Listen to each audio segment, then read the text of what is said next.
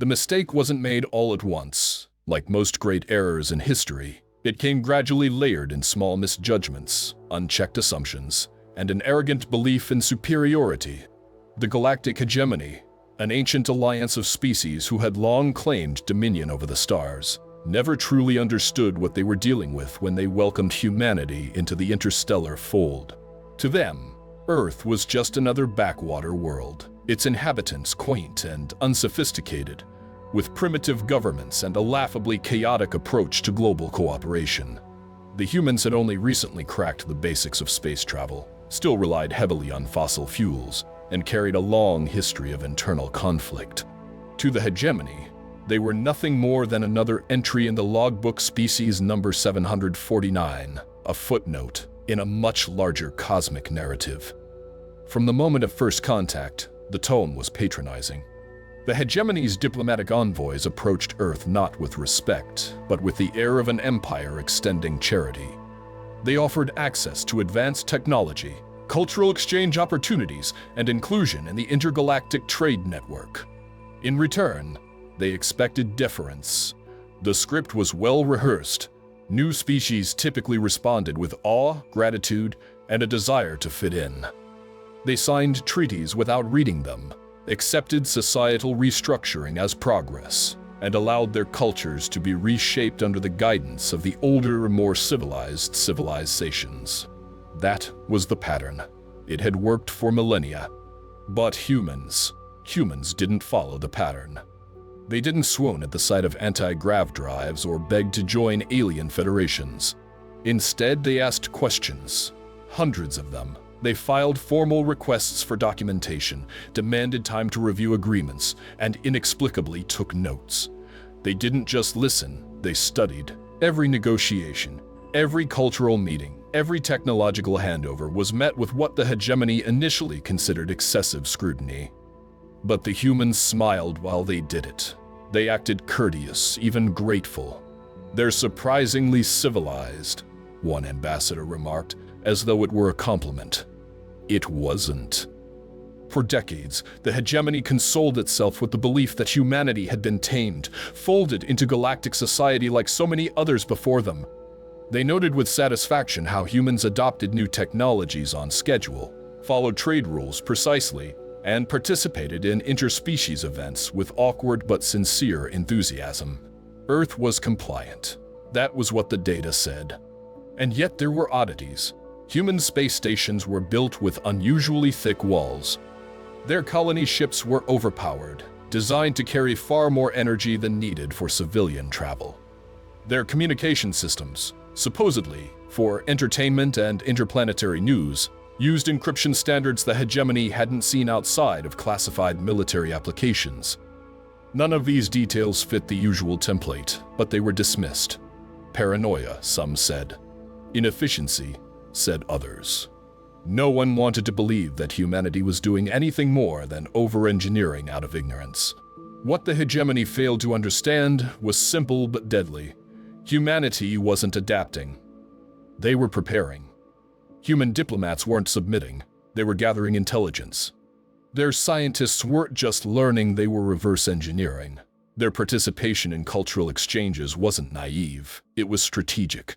The humans had looked at the stars, and instead of seeing salvation, they saw a threat. A quiet, calculated threat hidden beneath layers of bureaucracy and smiles. And so, without saying a word, they began to build. They built their own defenses. They created fallback protocols and contingency plans. They mapped the vulnerabilities of every foreign system they could access under the guise of curiosity and academic research. Their early colonies were fortified under the label of extreme weather protection. Their entertainment networks aired historical documentaries about war, conquest, and revolution. And all the while, the hegemony kept smiling, kept shaking hands, kept patting humanity on the head like a clever pet who had learned a new trick. The arrogance was blinding.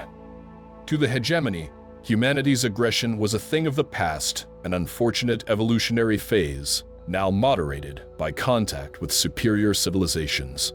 But they misread the restraint. Humans weren't afraid. They weren't passive. They were watching, waiting, studying everything. By the time the hegemony realized something was wrong, it was already too late. Systems lit up. Reports rolled in. Military assets hidden within civilian infrastructure activated in unison.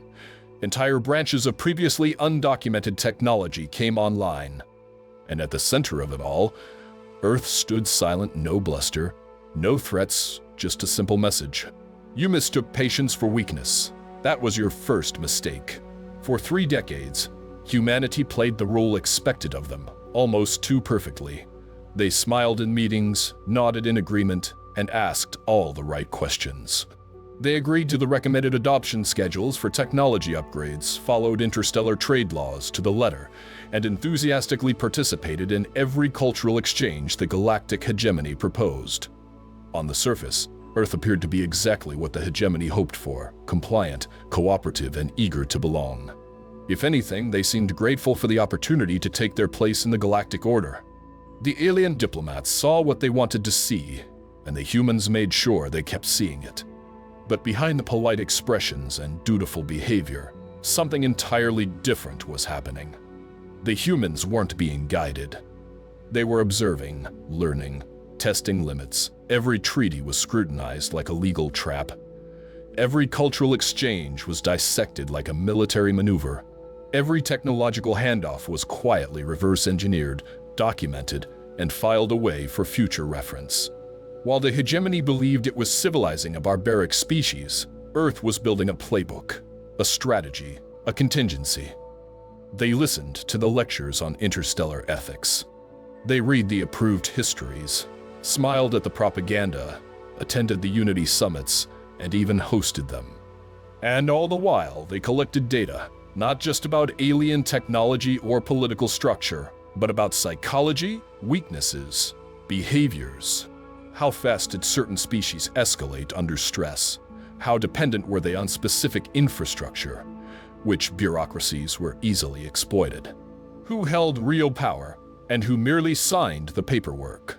Human scientists posed as cultural exchange students. Engineers took part in diplomatic envoys. Linguists volunteered to assist with interspecies communication systems, giving them unrestricted access to internal hegemony databases. All of it done legally, by the book, with smiling faces and polite enthusiasm, and none of it looked suspicious. The hegemony, so accustomed to being the dominant force, had no reason to question the motives of the species they considered domesticated. Humanity, meanwhile, was transforming. Quietly, deliberately. Earth's industries were restructured under the guise of modernization. Civilian manufacturing centers began producing components that just happened to double as weapons platforms. Communication satellites were upgraded with powerful signal blocking capabilities and AI-driven defensive subroutines. Orbital habitats expanded beyond their stated needs, with redundancies that made little sense for commerce but perfect sense for coordinated defense. Colonies launched into deep space at an unprecedented rate, all perfectly legal, all operating within hegemony quotas. But the designs, overbuilt, overpowered, overprepared. The walls of human space stations were thicker than they needed to be. Power systems were rated for 3 times the load their systems demanded. Civilian networks used encryption algorithms more complex than hegemony military comms. But they explained everything. Earth was dangerous. Earthquakes, hurricanes, solar flares, better to be safe than sorry. The aliens, lacking both context and curiosity, accepted the excuses without digging deeper. It was all just a sign of how cautious and inefficient humans could be, and the humans made sure to never overstep. Every request, every action, every move was technically within bounds. They never broke the rules, they mastered them. In fact, many of their diplomats were praised for their discipline and professionalism. The truth was, they were just careful not to tip their hand too early. It wasn't just defense either. Human culture began subtly shifting. Education systems leaned harder into ancient history and military theory. Media content leaned away from escapism and leaned into documentaries about asymmetric warfare, resistance movements, and psychological operations. People called it a trend. No one called it training. Not then. Humanity had accepted its place in the galaxy, or so it appeared. But they had also taken a long, hard look at the hegemony, and they didn't like what they saw. For all its structure, the galactic order was built on quiet brutality. Entire species had been erased, labeled as unfit or aggressive or simply not worth the risk. Entire cultures had been bent into submission under layers of administrative process, each decision wrapped in the cold comfort of legality. Genocide, buried in paperwork. Humanity saw it, and it made them afraid, not of the hegemony's power, but of what would happen if they ever became the next name on a list. So they planned. They turned their fear into readiness. They used hegemony arrogance as cover. They hid entire weapons platforms inside cargo freighters, masked long-range surveillance systems as scientific equipment, and embedded military code into civilian software. And when the time finally came when the extinction order was quietly filed and scheduled like just another line item in a spreadsheet, they didn't panic. They didn't protest. They activated. And the galaxy realized far too late that Earth hadn't been following orders. It had been biding its time. It started like any other bureaucratic decision. No emergency session, no dramatic vote, just a quiet recommendation submitted to the appropriate department, reviewed by a senior analyst, passed up the chain for stamping and scheduling. The extinction of an entire species, humanity, was processed with the same energy and urgency as ordering more office supplies. To the hegemony, it wasn't a war. It was a correction, an administrative cleanup. Humans had become inconvenient. Over the past few decades, their technological growth had been troublingly fast. Their colonies were spreading across the stars faster than the average galactic species. They weren't just adopting hegemony technologies, they were improving them. Worse, they'd started asking uncomfortable questions. Questions about past extinction campaigns, about the criteria used to manage species, about why so many pre-space civilizations mysteriously vanished shortly after first contact.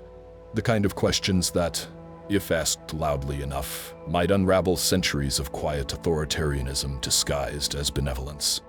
Officially, the reasoning was clear. Humanity exhibited signs of excessive independence, latent aggression, and unpredictable strategic thinking, traits deemed dangerous to galactic stability. The file labeled Earth Termination Request was thick with statistics, graphs, and psychological assessments that painted humanity as a future threat. Not because of what they'd done, but because of what they might do. And so, the hegemony moved forward. They didn't see the need to inform Earth directly. That wasn't how things were done. The extinction event was scheduled, automated, and assigned to a standard peacekeeping fleet under the banner of species management. It was protocol cold, clinical, and unremarkable. But Earth noticed. Not the actual order itself that was buried deep in internal systems, but the signs. They were subtle at first. Hegemony patrols began drifting closer to Sol without explanation. Trade routes were quietly rerouted. Cultural exchange programs were temporarily suspended for review. And more importantly, there was a tone shift. Diplomatic conversations became more formal, more distant. Requests for meetings were delayed or ignored altogether. The usual friendly bureaucracy was replaced by silence. Something had changed. Earth didn't issue a formal protest. No fiery speeches, no demands. Instead, human analysts did what they were trained to do: observe and respond. Quiet requests began flowing out of Earth's diplomatic offices. Historical records, data archives, specific documentation about past hegemony extinction events. It was all framed as academic research. Nothing unusual on the surface, but the volume and precision of the requests made some officials nervous. They were right to be. At the same time, human trade activity spiked. Freighters left Earth and its colonies at maximum capacity, hauling raw materials, specialized alloys, and rare components in numbers that strained existing infrastructure. New facilities were commissioned across fringe systems, ostensibly for civilian development, and supply lines were redirected with stunning efficiency. But every move was within legal bounds. Every shipment accounted for, every document in order. On paper, It looked like a species preparing for a growth boom. In reality, Earth was switching to a wartime footing. The hegemony missed it entirely. They still believed humanity was manageable, that the patterns of submission and dependence would hold. Even as Earth began broadcasting a sudden wave of historical documentary stories about civilizations resisting impossible odds, winning asymmetric wars, rising from the edge of collapse, the hegemony's cultural analysts shrugged. Sentimentalism, they called it. Pre-catastrophe agitation, another noted, the way one might describe a dying animal making noise. No one asked why humanity's academic institutions were suddenly prioritizing the study of military ethics, post-genocide reconstruction, and guerrilla tactics. No one noticed that their literature about humanitarian aid had become mandatory reading across all educational platforms. Even when Earth formally requested to review and upgrade its planetary defense systems, citing increasing asteroid threats and deep space piracy, no one questioned it. The request was rubber-stamped by mid-level officials and forgotten. Until the day everything lit up. Within minutes of the peacekeeping fleet entering Sol space, their comms were jammed. Not just blocked, co-opted. Hijacked systems began flashing internal memos, signed in perfect hegemony script, that read, "Your termination request has been denied. This system is now under protection. Attempt further intrusion at your own risk." Then came the sensors. Suddenly, ships that weren't there before were appearing across dozens of sectors simultaneously. Human fleets, fully equipped, fully armed, and positioned at key strategic locations the hegemony hadn't even marked as valuable. Colony ships once assumed civilian revealed hidden weapon bays. Orbital platforms disguised as communication arrays unmasked advanced shield generators and mass disruption tech. Within hours, half a dozen command centers went offline. Defense networks scrambled and failed. Automated systems refused to respond to override commands. Some even returned mock responses like, "That button doesn't work anymore. Please contact Earth's Department of Extinction Prevention for assistance." Panic swept through the hegemony's upper tiers. For the first time in living memory, they weren't the ones holding the knife. Earth hadn't just prepared for its own survival, they had spent 30 years building a response. Legal, quiet, thorough.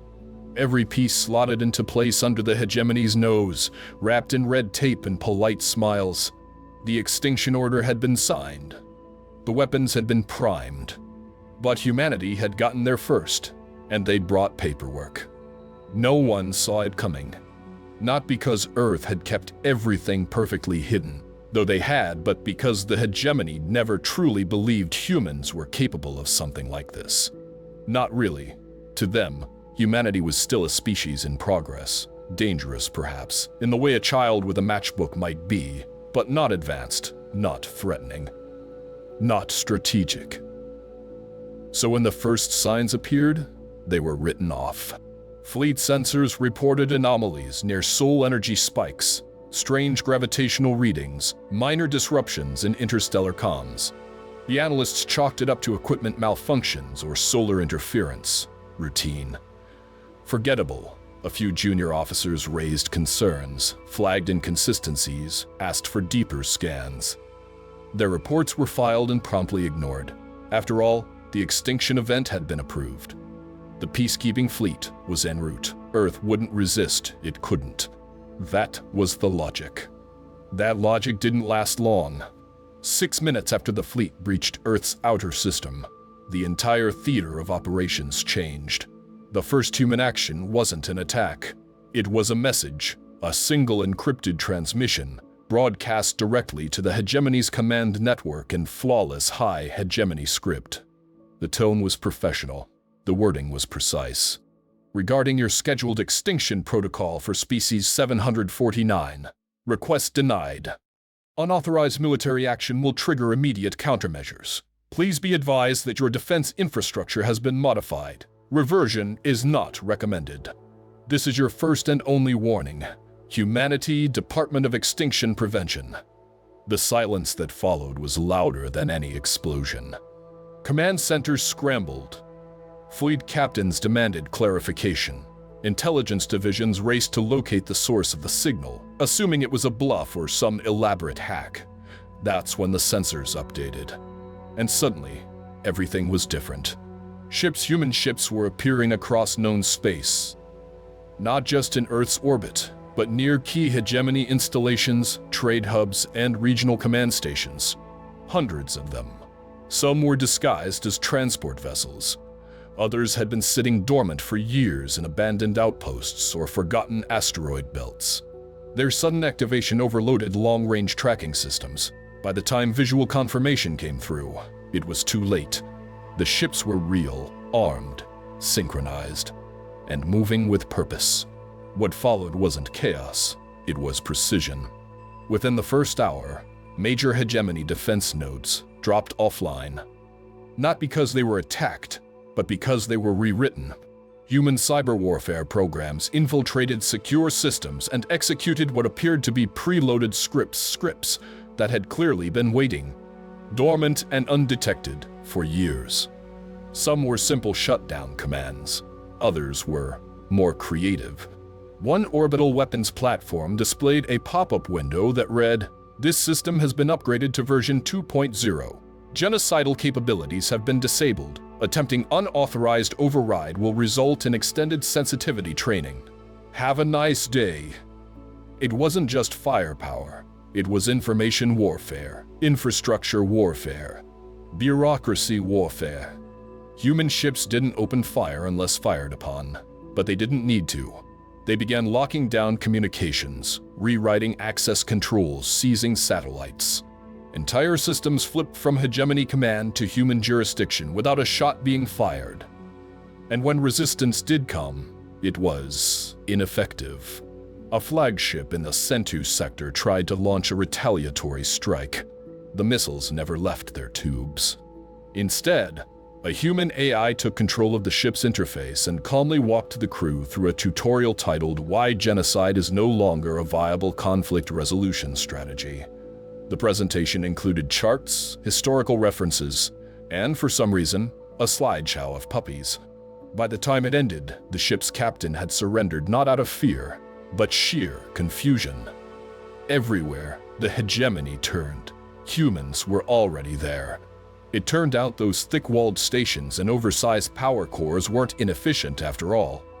They were shields, weapon platforms, signal interceptors. It turned out those colony ships weren't just for expansion, they were mobile command centers with cloaked support fleets, the encryption they'd laughed at. It had given Earth full access to hegemony communications for years. The truth settled in slowly. Earth had never been behind. They had just pretended to be. And now that the curtain had dropped, the full scale of what they had built was undeniable. Technologies the hegemony had dismissed as theoretical were suddenly real and worse, deployed. Quantum jammers, instantaneous point-to-point relays, AI networks that behave like living organisms, mobile factories capable of building, adapting, and relocating mid-combat. None of it was flashy, none of it theatrical. It was just efficient, overwhelming, terrifyingly complete. And that was the part that shook the hegemony the most. Not the weapons, not the sabotage, but the calm, the professionalism. Humanity hadn't responded with rage. There were no angry broadcasts or emotional declarations of war. Just a message, a warning, and a plan that had clearly been in place for a very long time. They didn't retaliate out of vengeance. They acted out of policy, because when the extinction order was signed, Earth didn't panic. They executed. The first real panic didn't start with an explosion. It started with a report. A simple internal communication sent across hegemony command channels, flagged urgent by an analyst stationed in a minor outpost near the Sentu sector. The message contained footage grainy at first, but undeniable, showing a human fleet emerging from deep space with no warning. No buildup, no energy signatures, just there. It didn't match any known Earth registries. The ship designs were unfamiliar. Their engine trails didn't conform to any propulsion system on record, and yet the transponders were authentic. More than that, they were perfect. Too perfect.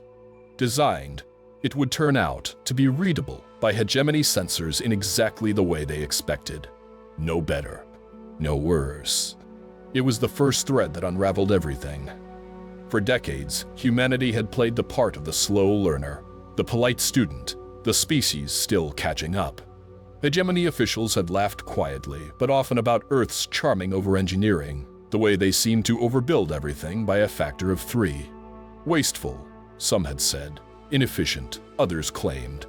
Now, watching orbital defense platforms lose control of their targeting systems mid-operation, no one was laughing.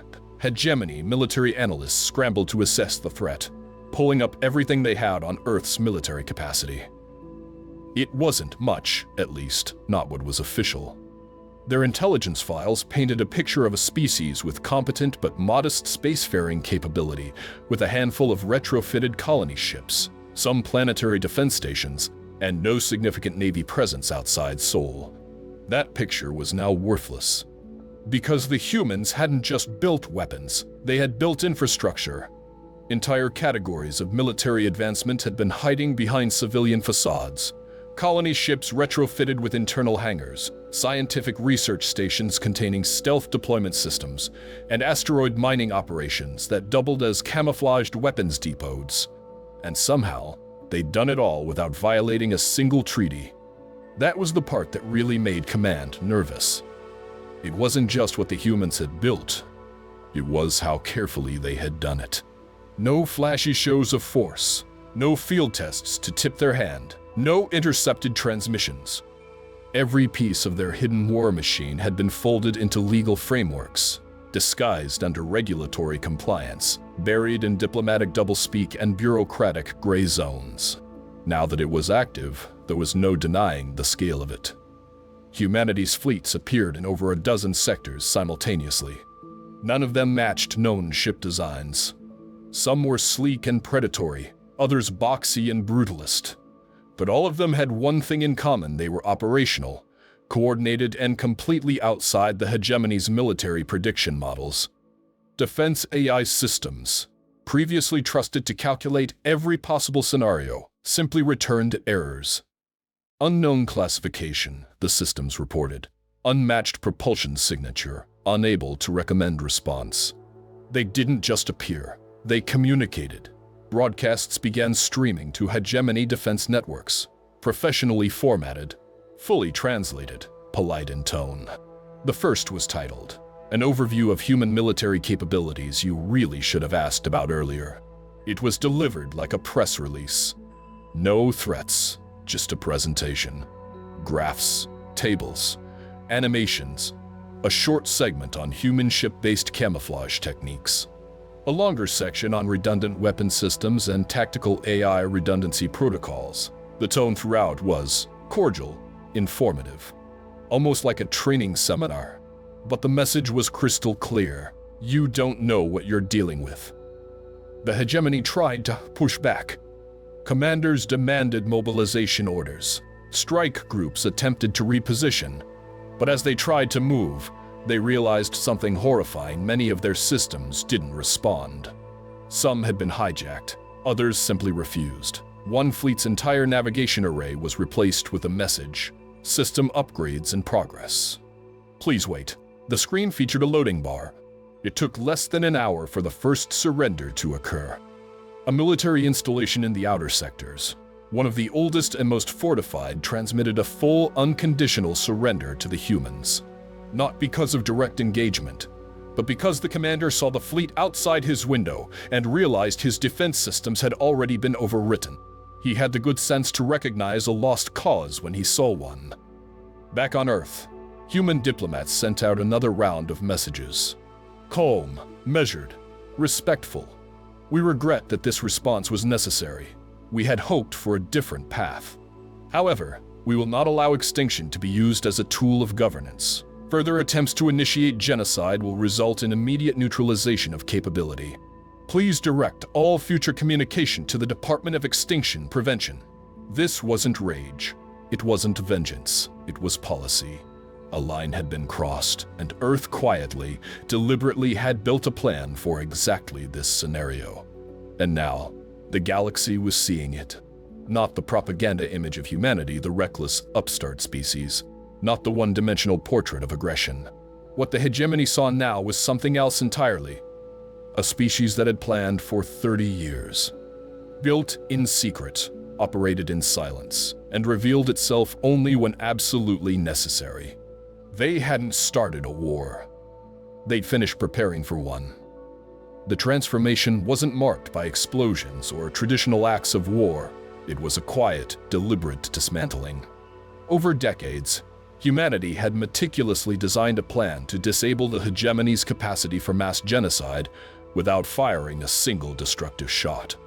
Instead of deploying brute force, Earth chose to rewrite the rules of engagement with a strategy that was as ingenious as it was unorthodox. When the time came, every human military installation initiated what would later be dubbed Operation Tech Support. At precisely the scheduled moment, entire enemy communication channels received updates simultaneously, a cascade of digital messages that began reprogramming key systems across the hegemony's sprawling infrastructure. Picture an orbital defense platform that, instead of launching barrages of missiles, displays a cheerful pop-up reading, "Your planetary defense system has been upgraded to version 2.0. Genocide-capable weapons are now disabled." If you'd like to learn why, please see our instructional video on peaceful conflict resolution. This message, delivered in perfect, unyielding politeness, epitomized the nature of Earth's response. It wasn't aggressive in the traditional sense. It was a masterful blend of non-violent intervention, subtle humor, and an ironclad bureaucratic framework designed to neutralize the enemy from within. Humanity's approach was built on the notion that power doesn't always need to be exerted through violence.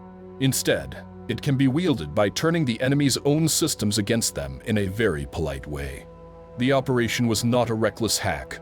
It was a systematic upgrade that fit neatly into the myriad of legal and diplomatic channels that had defined interstellar relations for centuries. Every action followed the letter of interspecies treaties while simultaneously subverting the hegemony's capacity to inflict mass destruction. The invasion of hegemony networks wasn't an act of sabotage. It was a carefully managed process of installing non-lethal overrides in every system that had once been capable of genocidal destruction. Across the galaxy, human support agents found themselves not in uniform on the front lines, but rather behind computer terminals, executing scripts that rewrote the enemy's operating protocols. These scripts replaced commands for launching nuclear-scale weapons with alternatives that, for instance, played looping segments of educational content on interspecies cooperation complete with tasteful graphics and, surprisingly, the occasional cat video. Instead of the anticipated chaos and firefights, the hegemony's reaction was to watch helplessly as their most formidable war machines were rendered functionally inert, replaced with a constant stream of lighthearted safety reminders and customer satisfaction surveys. One command center reported receiving a message that read, "System override detected.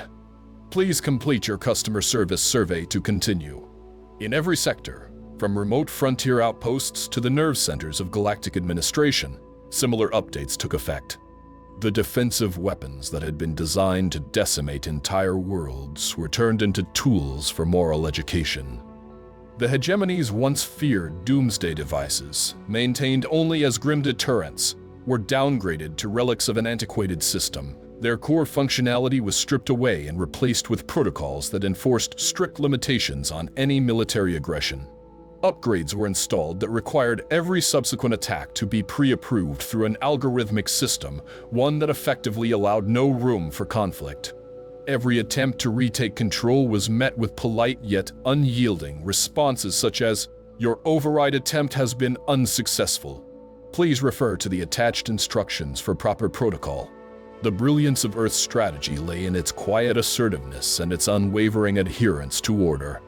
Rather than inciting an all-out war, humanity chose to neutralize the enemy through relentless persistence. While the hegemony's technological might was unquestioned on paper, its systems had been blinded by overconfidence and by a tendency to regard humans as manageable and subservient. Earth exploited that miscalculation, turning every assumed vulnerability into an opportunity. They methodically saturated the enemy's communication networks with updates and revisions that quietly, yet irrevocably, locked out genocidal capabilities. These changes were not ephemeral. They were permanent modifications, hard-coded into the very fabric of the hegemony's machinery. As news of the operation spread throughout the galaxy, the psychological impact was as profound as the technical one. The hegemony's leadership found themselves facing an enemy that was coolly professional and disarmingly courteous. A species that had effectively transformed the tools of terror into instruments of constructive change.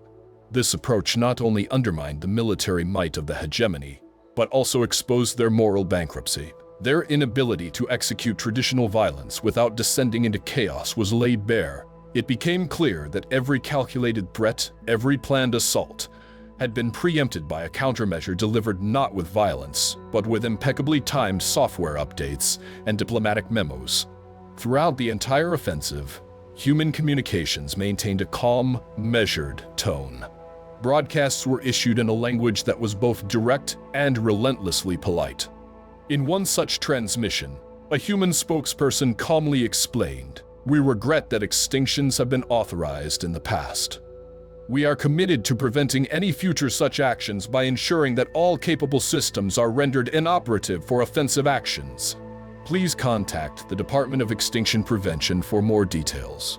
This message, repeated across multiple channels and translated into every known language of the galactic community, left little room for doubt. Humanity was here not to escalate conflict, but to institute order, and order that expressly prohibited genocide. In the end, Earth's strategy was a testament to the power of nonviolent intervention in the modern age of warfare. It demonstrated that soft power, when executed with relentless precision, bureaucratic finesse, and a touch of irreverence, could dismantle even the most entrenched systems of terror. The hegemony, once so confident in its own dominance, was forced to reckon with a new reality where the tools of mass destruction were rendered harmless by a species whose strength lay in its quiet persistence and unwavering commitment to a more civilized way of resolving conflict. The galaxy, witnessing this unprecedented turn of events, would come to recognize that sometimes the most effective weapon is not force at all, but a subtle recalibration of power itself. What happened next wasn't war in the traditional sense. There were no grand battles, no cities reduced to ash, no dramatic last stands. Instead, humanity launched something far more devastating. A campaign of psychological, bureaucratic, and cultural domination so relentless, so meticulously planned, that it left the hegemony disoriented, humiliated, and ultimately defeated without ever quite understanding how. It started with the presentations.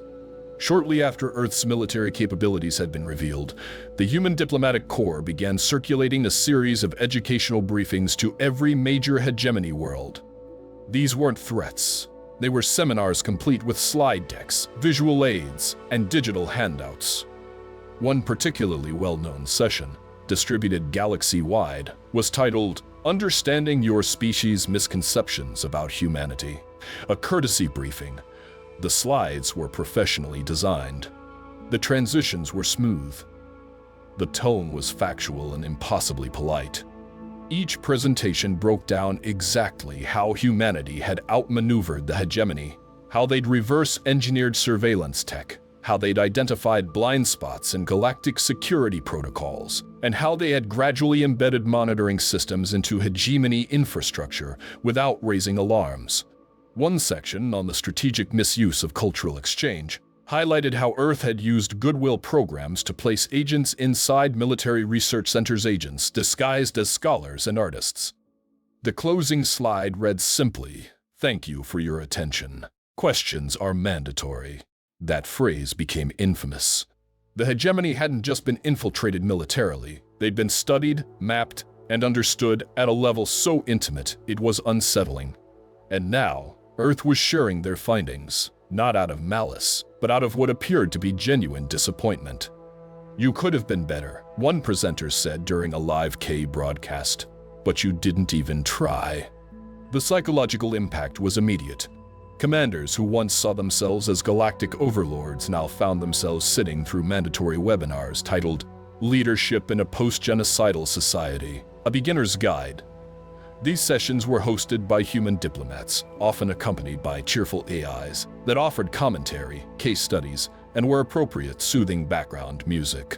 In some instances, hegemony officers were required to participate in team-building exercises. One fleet admiral was photographed mid-trust fall. The image was leaked and circulated millions of times across the galactic net, captioned simply, "Trust humanity." And then came the forms. Every major hegemony facility received a comprehensive compliance packet paperwork that looked standard on the surface, but quickly revealed itself to be a maze of procedural requirements, all carefully designed to slow any attempt at resistance. Requests to access military systems now required approval from Earth's newly formed Department of Interspecies Oversight, complete with 20-page applications and ethical review panels. Communications between high-ranking officials were routed through transparency filters, a fancy way of saying they were monitored and occasionally edited for tone. Some commanders tried to fight back with policy. They submitted formal complaints, invoked galactic codes, and demanded a return to the previous status quo. In response, Earth deployed what came to be known as weaponized bureaucracy. Every complaint received a reply. Every form was processed. But the answers were always long, always detailed, and somehow always led to more paperwork. One fleet reportedly spent 6 cycles trying to get a single authorization code only to discover the request had been rerouted to an ethics committee made up entirely of educational AOs. It wasn't just psychological pressure, it was cultural. Humanity's next move was launching the Galactic Cultural Exchange Program, a seemingly benign initiative that required every former hegemony world to host representatives from species they had once deemed unsuitable for civilization. The results were instant and awkward. Planets that had prided themselves on genetic purity and social hierarchy were suddenly required to accommodate the very species they had voted to exterminate just decades prior. These exchanges weren't symbolic. They were mandatory, monitored, and often recorded. The humans didn't stop there. They rolled out an entirely new educational curriculum across all former hegemony systems, with courses like Galactic History, Mistakes We Keep Making, and Advanced Sinology. Why different doesn't mean dangerous. The classes were taught by human educators, with an unsettling mix of charm and clinical precision. Attendance was enforced. Exams were graded. Failure to complete coursework led to restricted access to basic administrative functions, meaning planetary governors couldn't even authorize trash pickup without passing a quiz on cultural empathy. The new normal wasn't just enforced through law, it was encoded into daily life. Command terminals displayed inspirational quotes about diversity. Login screens featured trivia questions about human civil rights movements. Some systems required users to watch short documentaries hosted by smiling human narrators before accessing military dashboards. But the most demoralizing part? It worked. Over time, the former ruling class of the galaxy began to comply, not because they agreed, but because resistance was just too exhausting. The system Earth had built didn't rely on threats. It relied on inconvenience, guilt, and an overwhelming amount of organization. What humanity had engineered wasn't a rebellion. It was a full-scale reprogramming of galactic thought fueled by data, logistics, and a maddening degree of cheerful professionalism. The hegemony had spent centuries assuming they were the teachers, the civilized, the enlightened. Now they were the students. And class was nowhere near over. No one expected the reconstruction to be so organized. The hegemony had assumed that if Earth ever retaliated, it would be messy, burned fleets, shattered worlds, and a chaotic scramble for survival. What they hadn't anticipated was binders, spreadsheets, transition packets. What came after Earth's decisive neutralization of the hegemony's power structure wasn't vengeance, it was a full-blown administrative overhaul. The first signal came one cycle after the conflict ended. The Galactic Council, or what was left of it, received a data package titled Galactic Civilization Transition Phase 1, Stabilization Guidelines. The contents included a 1,000-page reform manual, budget frameworks, and an updated calendar of required social restructuring deadlines. Attached to it was a smaller file, with a blinking subject line that read, "You're welcome. Please don't ignore this one." Within days, a new governing body was announced. the Galactic Administrative Council formed under the joint guidance of dozens of species, with humans chairing the transitional board.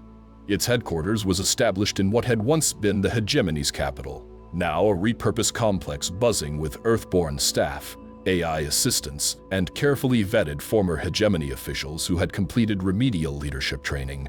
They were allowed to remain in government roles, but under supervision. Every decision they made now required co-approval from an AI programmed with something humanity called basic decency protocols. These AIs were polite, diligent, and utterly relentless. One particularly dedicated unit sent weekly performance reviews to its assigned officials. Each review was delivered in the tone of a disappointed parent, and often included notes like, "We understand your excitement about expanding planetary mining operations, but perhaps consider building housing and food infrastructure first." The smiley face, for reasons no one could fully explain, made the criticism sting worse. What Earth built next was more than policy. It was protection. They rolled out the Galactic Species Preservation Initiative, a system designed to monitor, shelter, and support every developing civilization across known space. Earth had been tracking emerging worlds for decades, building hidden observation outposts and creating detailed protocols for emergency intervention. Now, those protocols were made official and mandatory. Dozens of worlds once marked for extinction by the old hegemony were granted full protected status. Some had been reduced to isolated survivors, others had barely developed past industrial age tech, but Earth didn't care. They sent aid, infrastructure, teachers, power grids. Every report on recovery progress was published in real time, displayed proudly on a public dashboard. It even had a high-score leaderboard. To the hegemony, it was mortifying. To everyone else, it was inspiring. Meanwhile, Earth launched the Galactic Cultural Exchange Program, except this time, it wasn't optional. Every former hegemony world was required to host representatives from civilizations they had previously marginalized or exterminated. Human diplomatic officers oversaw every exchange, and they took their jobs very seriously. Every encounter, every workshop, every reconciliation dinner was monitored, guided, and, when necessary, gently corrected. One particularly memorable event involved a planetary governor who attempted to avoid attending a cultural apology forum. The human liaison responded by sending a delegation of the affected species, complete with translators, documentation, and a marching band, to his office. They performed a ceremonial forgiveness ritual. He wept. It was live-streamed across 7 systems. But reform wasn't just external. It started in the schools. A new galactic curriculum was implemented, written by Earth's top educators, and deployed system-wide, classes now included. Galactic history, learning from everyone's mistakes, advanced xenology, the value of diversity, cultural empathy, and a survival guide. Students were tested regularly. Passing wasn't optional because failure meant restricted access to higher education, governance roles, and even military service. Former hegemony citizens complained loudly at first, but when asked whether they preferred exams or planetary demotion, most chose to study. Earth also launched a galactic early warning system, an AI-driven detection grid designed to identify pre-genocidal behavior before it could escalate. It was called POETAD, short for Prevention of Extinction Through Active Deterrence. It monitored communications, trade patterns, and even school curriculums across the galaxy. If it flagged a world as high risk, human diplomatic teams were dispatched first to talk, then to act if needed. No one really wanted to know what act meant. The system wasn't about fear. It was about clarity. Earth had made its position explicit. There will be no more genocides. Not while we're here. To enforce this, they created what they called the 3 strikes policy.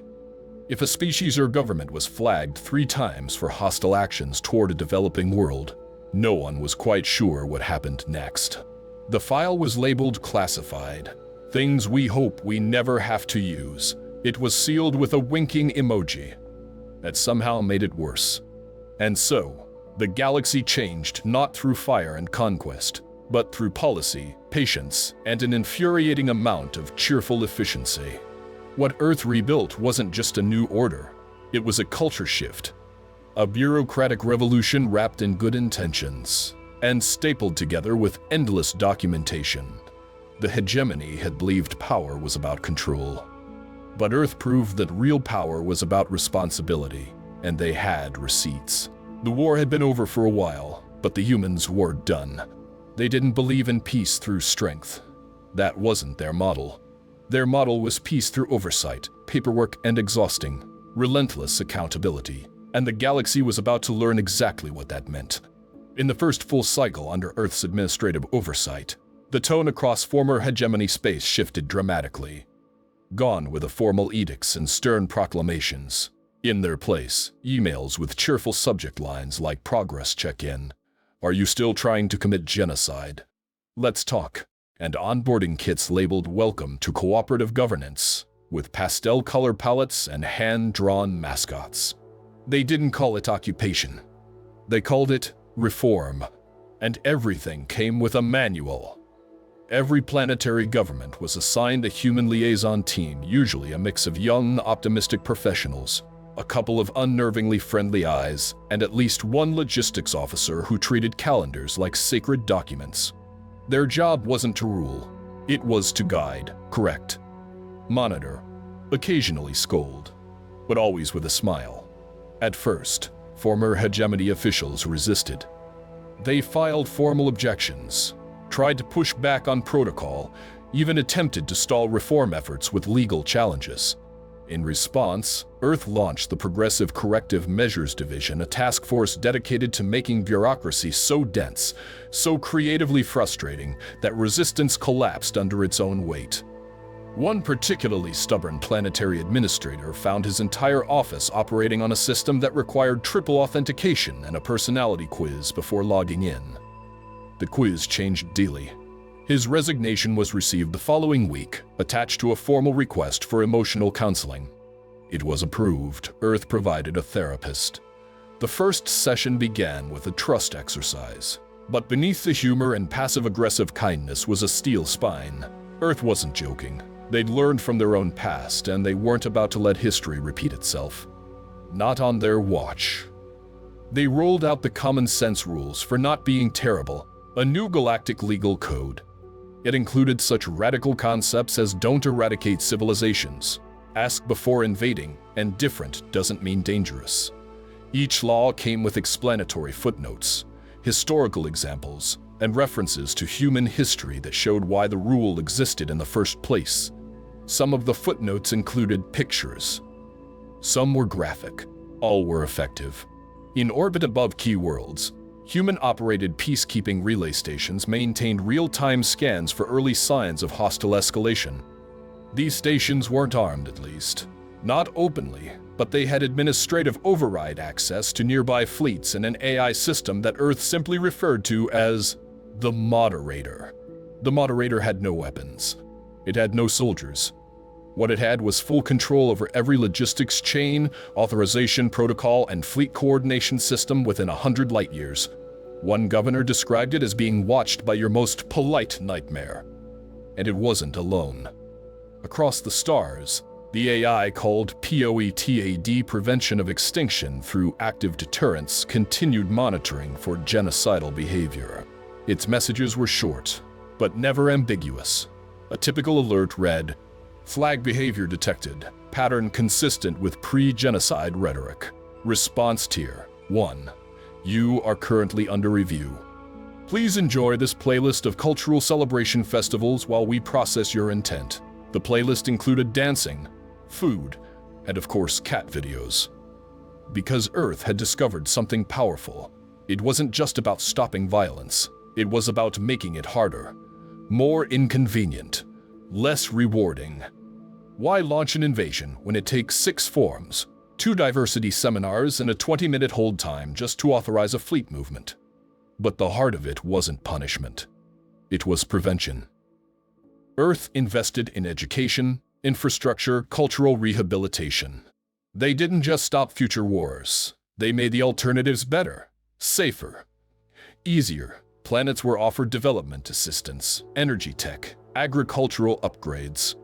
Every new world brought into the fold received a tailored support package, a copy of the Galactic Responsibility Handbook, and a one-year subscription to the Interstellar Cooperation Journal, which featured monthly stories of formerly aggressive species who had chosen hugs over laser fire. It was corny. It was sincere. It worked. And Earth made sure no one forgot who made it possible. In what had once been the hegemony's Central Extinction Authorization Office, humans installed a new plaque. Simple, unadorned with carved text. Civilization. You're doing it wrong if you have to kill to prove you're civilized. You're not. Humanity's Department of Obvious Things That Shouldn't Need Saying. Below it, in smaller print, but apparently do. It wasn't a joke. Not really. It was a statement, a line in the sand that everyone could see, whether they agreed with it or not. The galaxy had entered a new age, not of domination, but of carefully managed freedom, of non-negotiable empathy, of structured peace. It wasn't perfect. It wasn't fast. But it was working, because Earth hadn't just won the war. They'd rewritten the rules. The galaxy didn't end in fire. It ended with a new beginning drafted, footnoted, and triple-checked for clarity. After the dust had settled and the final override commands had been issued, what remained of the old hegemony found itself standing in a strange new world. Gone were the grand warships, the fear-fueled chain of command, and the quiet, orderly process of exterminating inconvenient civilizations. In their place stood project boards, educational workshops, and a species that ran galactic governance with the terrifying focus of a mid-level compliance officer during audit season. Earth didn't just rebuild the galaxy, they restructured it. The first real sign of this came during the inaugural session of the Galactic Unity Conference, hosted on neutral ground, though that term now effectively meant wherever the humans said so. Delegates from hundreds of species were present, former allies, former enemies, and several newly uplifted civilizations still adjusting to the idea that the stars weren't supposed to be terrifying. Earth's opening remarks weren't delivered by a general or a president, but by a soft-spoken administrator in a navy blue blazer who opened with the words, "We're not here to lead. We're here to make sure no one ever needs saving again." And then they handed out binders, color-coded, indexed, and customized by region. Each contained a roadmap for integration into what Earth now called the Cooperative Accord, a system of shared responsibility and mutual development. Participation was optional, technically, but opting out meant losing access to Earth's protection, its technology-sharing programs, and its galaxy-wide logistics network that now ran 78% of all non-military operations. No one opted out. Instead, they started applying. Formerly oppressed species submitted requests to join Earth's protection protocol grid. The application forms included sections for population data, economic goals, and preferred cultural exchange partnerships. A surprising number of entries came with handwritten notes like "We heard humans care. We'd like to be cared about too." They were read. All of them. Earth's teams, staffed by volunteers, diplomats, and AIs with sentimental tendencies, worked around the clock to evaluate each case.